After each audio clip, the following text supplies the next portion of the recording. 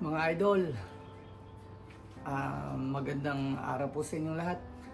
Tayo po ay mag-o-open na naman ng parcel from Lazada. Ito po ay car buffing machine. Tingnan po natin sa loob kung okay po siya, kumpleto, at kung maganda po siyang gamitin.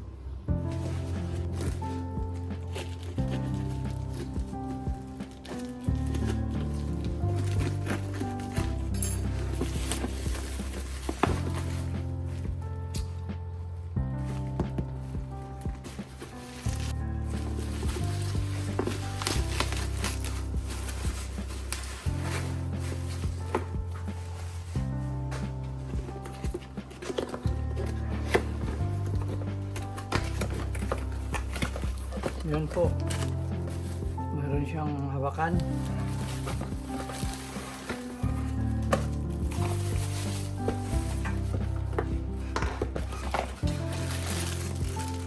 Meron siyang foam, polish, tsaka meron din po siyang guide.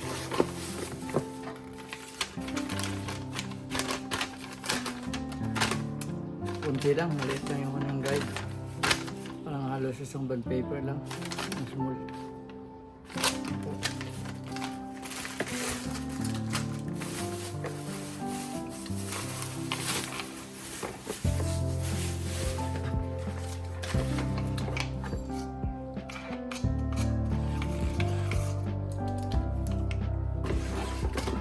Meron po siyang halos 1.5 meter siguro po yung haba. 1.5 meters na haba ng kanyang cable.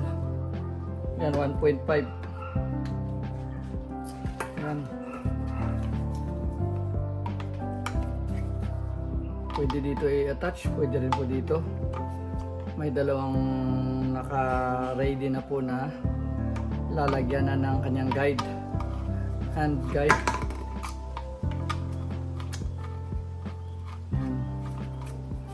Dito po natin lagay dahil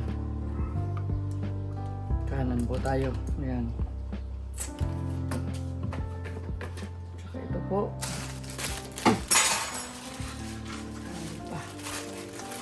Ito po. Ang kanyang pang polish. Ayan. Ayan.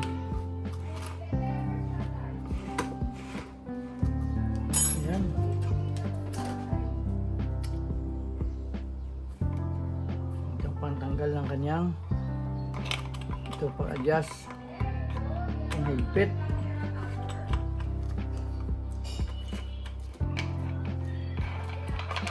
Yan, ito po itong kanyang panghigpit. Pasok lang po natin dito, sasaluin yan. May dalawang grip po siya para mag-lock. Yan, sa ganyan po bali, para stopper po yan, para pag naghigpit po kayo, yan, by thread lang, tsaka higpitan na po natin ganyan. Yan, yan po. Ito po isaksak sa ito po pala 50 by 60 Hertz. Mas maganda po siya, at saka yung wattage niya po ay nasa 650 watts, 220 volts. Tamang-tama po sa ating house voltage. Yan po. Ano po natin? Saksak. Yun.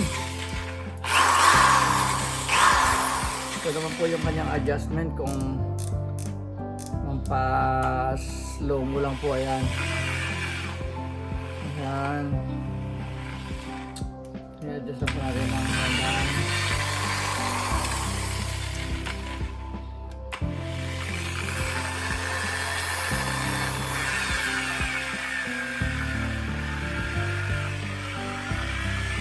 Mitsushi. Ang kanyang product po pala ay Mitsushi. China po ito, sigurado. Ito po. Made in China, pero masubukan po natin kung gaano po siya katatag. Depende naman po siguro kadalasan sa nagagamit sa users. Po, subukan na po natin kung matibay nga siya, kung maganda yung kanyang kalalabasan.